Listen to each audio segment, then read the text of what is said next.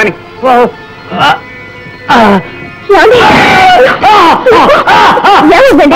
Cup పోయింది బాబు. కూతురు పెళ్లి కందాని చాలా కచ్చి తాగాం. ఏమన్నా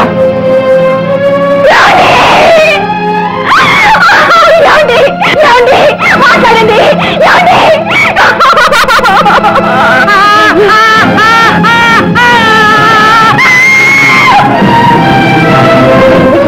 ఏమండి? బాబు గారు చూడండి. బాబు గారు మీరేం చెప్తారు బాబు? అయ్యో దేవుడా.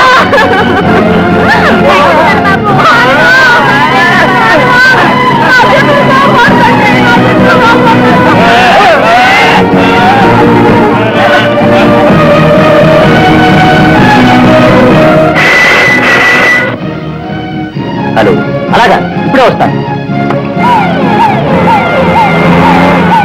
ఇన్స్పెక్టర్, కనీసం బతుకుల వాళ్ళన్న హాస్పిటల్లో చేర్పించండి. అమ్మా అమ్మా అనండి.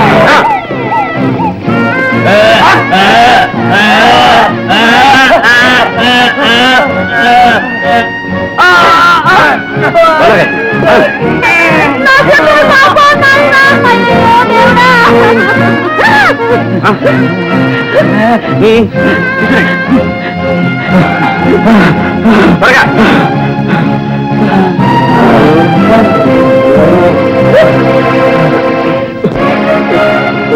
అంజయ్య.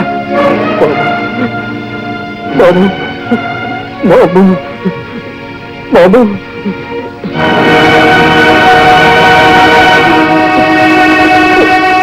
అంజయ్, నేను సారా ఎవరు ఖాయమన్నాను? సారా దేంతో తయారు చేసి చెప్పు. చెప్పరా, నీలాంటి కొన్ని వేల మంది ప్రాణాలు బలి తీసుకున్న ఈ సారా ఎవరి ప్రోత్సాహంతో కాచావో చెప్పు.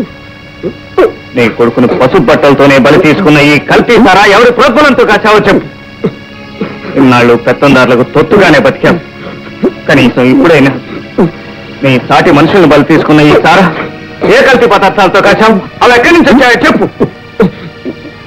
చెప్తా బాబు, చెప్తాను. పుల్లారా మెడికల్ కాలేజ్ నుండి స్పిరిట్ తెప్పించి వాళ్ళతోనే సారా ఎలా కాయటం నేర్పించాడు. వీళ్ళందరికీ పోశాను. నన్ను క్షమించు బాబు.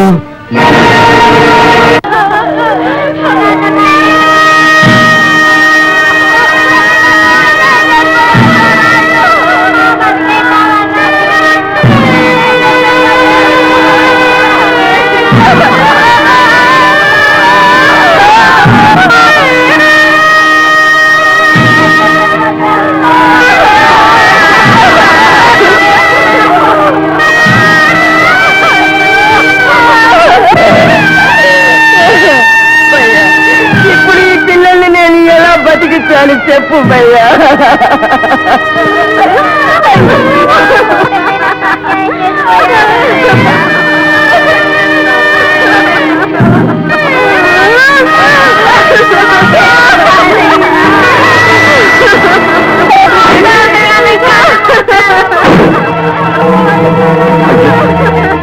అయ్యో, ఎంత దారుణం జరిగిపోయింది. నా ప్రజలకు ఎంత కష్టం వచ్చింది. అయ్యో, ఏడవకండమ్మా, ఏడవకండి, ఏడవకండమ్మా. ఈ కష్టం మీది కాదు, నాది.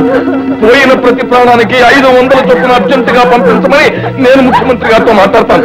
ఏడవకండమ్మా, మీరు ఏడవకండి, ఏడవకండి. ప్రజాప్రతినిధి గారు, ఎందుకు వచ్చారు మీరు ఇక్కడికి? శవాలను పలకరించడానికా, జీవోత్సవాలను చూసుకోవడానికా? నా ప్రజలకు కష్టం వచ్చినప్పుడు పలకరించి వెళ్ళడం నా బాధ్యత రాజు.